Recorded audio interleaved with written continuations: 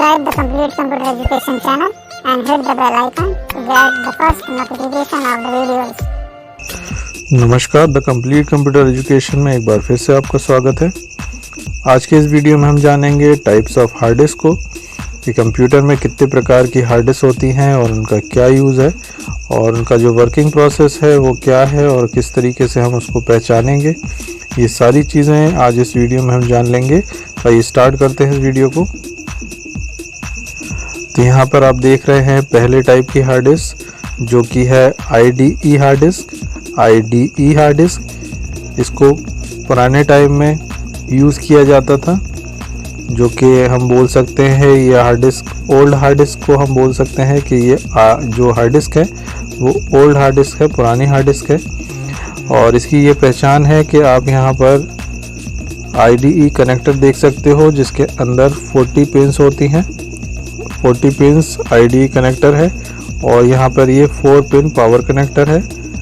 तो ये इसकी पहचान होती है कि इस तरीके की जो कनेक्टर होते हैं ये IDE कनेक्टर होते हैं और ये आपको IDE हार्ड डिस्क पे मिलेंगे। और जो इसकी कैपेसिटी है जो उपलब्ध होती थी ये मिलती थी हमें 160 GB में,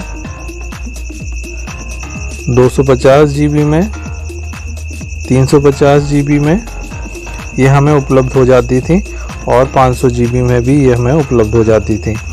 लेकिन इससे ज़्यादा की कैपेसिटी की हमें IDE हार्ड डिस्क नहीं उपलब्ध होती थी, बहुत मुश्किल से उपलब्ध होती थी और नहीं भी उपलब्ध होती थी, क्योंकि 500 GB के ऊपर ये हमें कंपनीज बना के उपलब्ध नहीं कराती थी।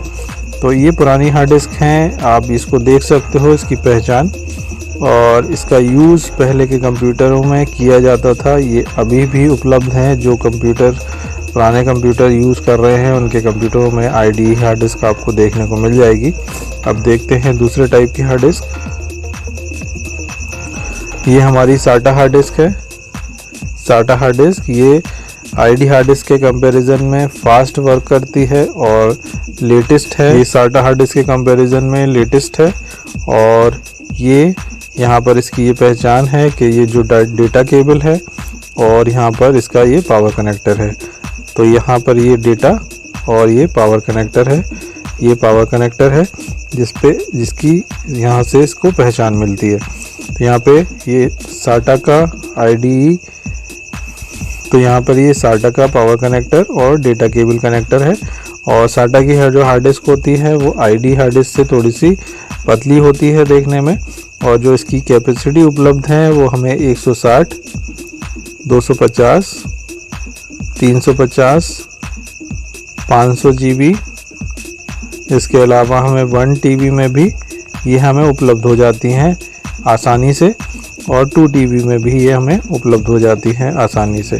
और ये जो है टेक्नोलॉजी IDE PATA से एडवांस टेक्नोलॉजी है।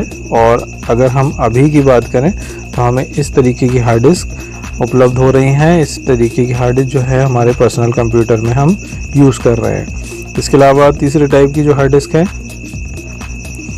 वो है SSD hard disk. SSD hard disk ये कंपैरिजन टू IDE और SATA हार्ड डिस्क ये सबसे फास्ट हार्ड डिस्क होती है SSD। और जो इसकी प्रोसेसिंग है SSD हार्ड डिस्क की बहुत ही फास्ट होती है। ये हमें लैपटॉप और डेस्कटॉप दोनों के लिए उपलब्ध हो जाती हैं। जो इनकी डेटा प्रोसेस की कैपेसिटी है, डेटा को रीड एंड राइट करने की कैपेसिटी है, बहुत ही फास्ट होती है। तो आप ये बोल सकते हो ये बिल्कुल न्यू टेक्नोलॉजी है। तो न्यू हार्ड डिस्क की अगर हम बात करें तो यहाँ पर हमें SSD हार्ड डिस्क मिलती है। तो हम डेटा सर्वर वगैरह में इसको यूज़ कर सकते हैं। Comparison to other hard disk SATA एंड IDE ये ज़्यादा फास्ट वर्क करती है। और यहाँ पर इसकी जो थिकनेस होती है ये भी कम होती है comparison to other hard disk. और यहाँ पर इनकी जो साइज़ है ये लेंथ में और विड्थ में भी ये कम होती हैं SATA और IDE हार्ड डिस्क के कंपैरिजन में। और ये थोड़ी सी कॉस्टली होती हैं और आसानी से नहीं मिलती, लेकिन हम इनको अपने पर्सनल कंप्यूटर में और डेस्कटॉप में यूज़ कर सकते हैं।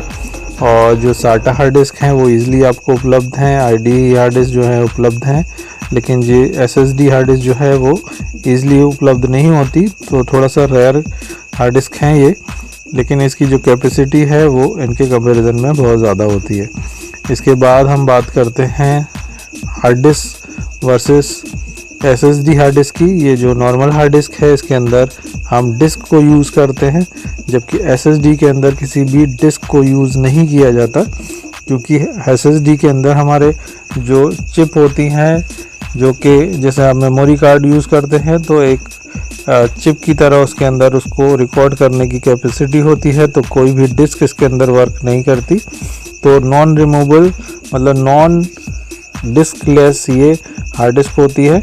और जो इसकी कैपेसिटी हमें 1 TB 2 TB और इससे भी मोर देन में ये हमें उपलब्ध होती है। इसकी कैपेसिटी और इसकी जो डेटा प्रोसेस है बहुत ही फास्ट होती है।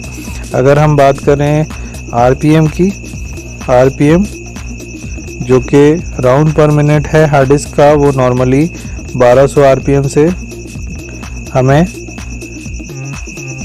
15,000 RPM तक हार्ड डिस्क की RPM हमें उपलब्ध हो जाते हैं, जो कि हार्ड डिस्क के नॉर्मल RPM के अंतर्गत आते हैं। मतलब कि जो हार्ड डिस्क होती है वो 1200 RPM से लेके 15,000 RPM तक पे वर्क करती है। लेकिन जो नॉर्मल RPM है, जो वर्किंग RPM है, इसके वर्किंग RPM जो है हार्ड डिस्क के, वो आपके 5400 से 5400 टू 7200 RPM पर ही नॉर्मल हार्ड डिस्क वर्क करती है। मतलब ये जो वर्किंग इसके RPM है राउंड पर मिनट, वो 5400 से 7200 हार्ड डिस्क के RPM हो सकते हैं, जो कि डिस्क वाली हार्ड डिस्क के होते हैं, मतलब कि जिनके अंदर डिस्क लगी होती है।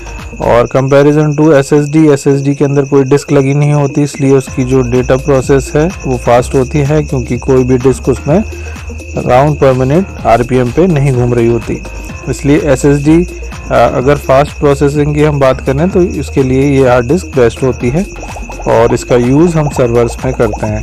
तो कैसा लगा ये वीडियो हार्ड डिस्क के बारे में? यदि आपको ये वीडियो पसंद आया है तो प्लीज़ इस चैनल को लाइक कीजिए, सब्सक्राइब कीजिए, जिससे कि और अच्छे वीडियोज़ इस चैनल के ऊपर उपलब्ध किए जा सकें। आपको बहुत बहुत धन्यवाद।